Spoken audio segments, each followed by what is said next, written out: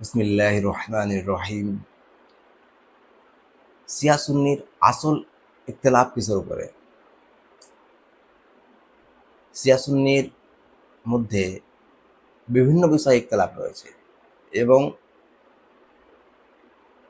যারা দিনের ইলম রাখে না বা যারা এই দুটো জামাতের ব্যাপারে জানে না, তারা ছোটোখাটো বিষয়কে আসল ইখতিলাফ মনে করে। আমি বিশেষ করে সুন্নিদের উদ্দেশ্যে বলছি যে যারা আহলে সুন্নাত বা সুন্নি, যারা সুন্নি পাবলিক আলেমদের কথা বলছি না, তারা ছোট ছোট জিনিসকে, যে বিষয়গুলোতে শিয়াদের সঙ্গে ইখতিলাফ রয়েছে, সেগুলোকে মনে করে যে এগুলোতে আসলে আমাদের সঙ্গে শিয়াদের ইখতিলাফ। যেমন শিয়ারা দেরি করে ইফতার করে, 15 মিনিট 20 মিনিট বা আধ ঘন্টা দেরি করে তারা ইফতার করে। শিয়ারা জোহর আসরের নামাজ একসঙ্গে আদায় করে, জামা করে, আবার মাগরিব ইশার নামাজ একসঙ্গে জামা করে আদায় করে, অথবা মাতাম করে 10 মুহররমে, বা মুতাবিবাহ করে।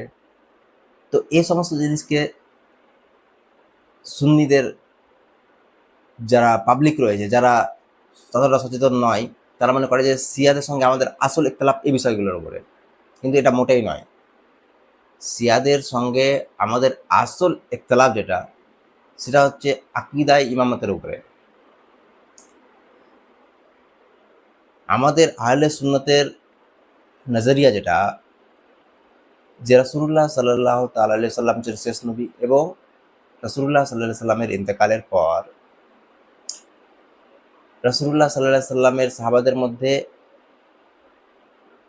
আবু বকর সিদ্দিক রাদিয়াল্লাহু তাআলা আনহুকে খলিফা নির্বাচন করা হয় ইজমায়ে উম্মতের ভিত্তিতে, সাহাবাদের ইজমার ভিত্তিতে।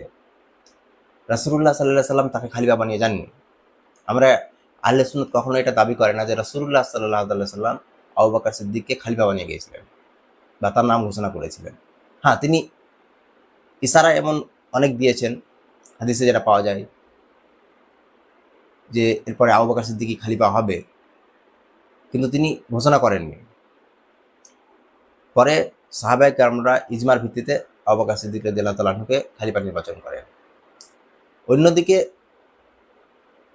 যা শিয়া রয়েছেন, তারা এটা দাবি করেন যে রাসূলুল্লাহ সাল্লাল্লাহু আলাইহি সাল্লাম তারপরে তার জানাসিন বা তার খলিফা হযরত আলীকে ঘোষণা করে গিয়েছিলেন, অথচ কথাটা সম্পূর্ণ মিথ্যা কথা। যাই হোক, কিন্তু তাদের এটাই আকীদা।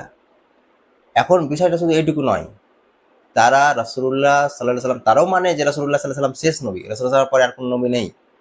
খাতমে নবুয়তকে তারাও মানে, শিয়ারাও।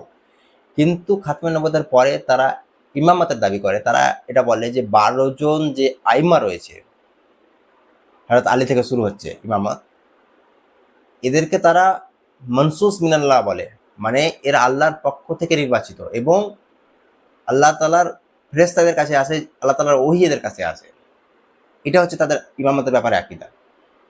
আর এটাই হচ্ছে আহলে সুন্নাতের সাথে তাদের সবচেয়ে বড় ইখতিলাফ, মূল ইখতিলাফ, আকীদায়ে ইমামতের ব্যাপারটা। যে রাসূলুল্লাহ সাল্লাল্লাহু আলাইহি সাল্লামের পরে তারা 12 জন ব্যক্তি, হযরত আলীর বংশধরের মধ্যে 12 জন ব্যক্তিকে তারা ইমাম মনে করেন এবং তারা এটা মানেন যে এই ইমামরা মাসুম, তারা কোনো গুনাহ করবেন না, যেমন নবীরা মাসুম, নাউজুবিল্লাহ। এবং তারা এটাও মানে যে এরা মনসুস মিনাল্লাহ, আল্লাহর পক্ষ থেকে সিলেক্টেড, আল্লাহর পক্ষ থেকে নির্বাচিত, এবং তারা এটা মানেন যে এদের কাছে আল্লাহর ওহী আছে, নাউজুবিল্লাহ।